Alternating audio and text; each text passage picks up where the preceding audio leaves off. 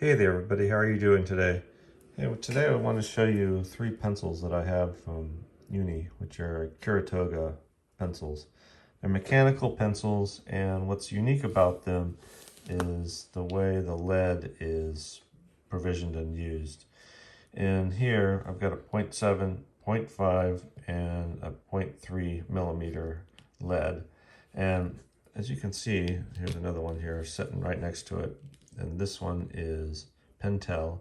It's a 0.5 millimeter lead. What happens to it over time as you write, the lead starts to wear and you get a little point on it. But what's different here is that for every character or when you are writing, this lead is rotated. As you can see in the screen over here, you can see that that little icon on there is moving around as I push on this. So each character written, see how it moves around in circles? It keeps the lead sharp all the way around, so it's not wearing on one end. Here's the 0.5. As you can see, it's rotating. You'll see a little icon show up. It's kind of an orange colored icon as it rotates. So it's rotating the lead. And here's 0.3 millimeter. And it's doing the same thing. So I'll just put it here where you can see the icon. And there it goes. So these are running twice as fast when it comes to the rotation compared to other Kuru Toga pencils.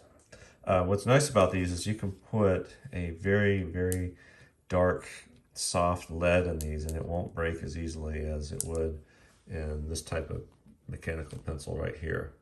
The reason for that is it's kind of cushioned on the impact and it's rotating.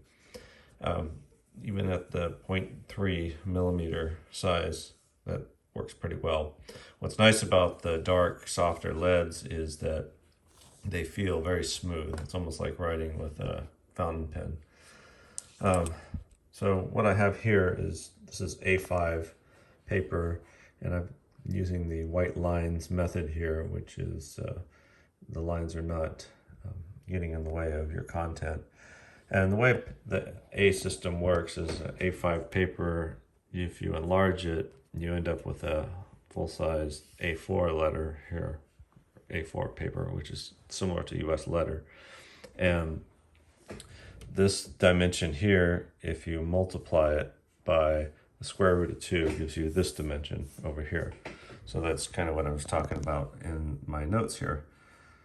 What happens though is if you enlarge from A5 to A4 and you were writing with 0.3 millimeter lead and you go to A4 and continue your drawings on there, then what would happen is you would move up to 0.5 millimeter lead, which by the way happens to be very closely related to the calculations here. 0.3 times the square root of 2 is approximately 0.5. Okay, it's like a rounding error away, and so on and so forth.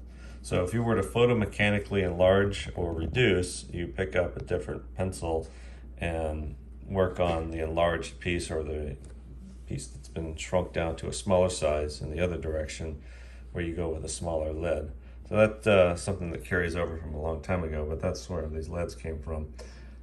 They're very interesting to write with and very nice and very comfortable to work with, and I love using the darker leads on that. So I'll just kind of show you that and just give you a little bit of information about how you can proportionally enlarge from one size to the other using that square root of 2 factor.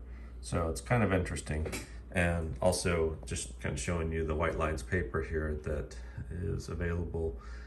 This type of paper, because the lines are white, what happens is there's less issues with your content running into lines, but then if you scan these documents later on, all that gray background goes away and it ends up with just the content that you've written on a white background. So it's real nice.